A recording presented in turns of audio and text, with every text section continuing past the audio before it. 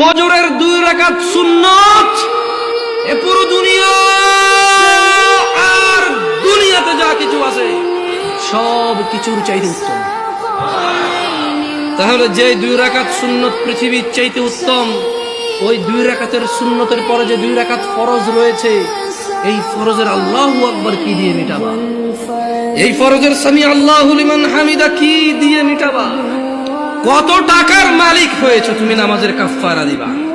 যেখানে সুন্নত 2 রাকাতের মূল্য পুরো পৃথিবীর সমস্ত সম্পদ বিক্রি করে যদি একটা স্বর্ণ কিনা হয়, ওই স্বর্ণকে যদি এক পাল্লা রাখা হয়, আর ফজরের 2 রাকাত সুন্নতকে যদি এক পাল্লা রাখা হয়, ফজরের 2 রাকাত সুন্নত ভারী।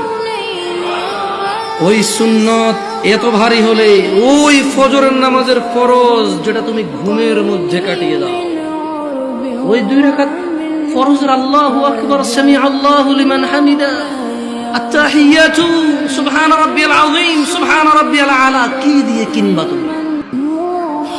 কি কয় টাকার মালিক হয়েছে যে 2 রাকাত সুন্নতই পুরো পৃথিবীর চাইতে উত্তম?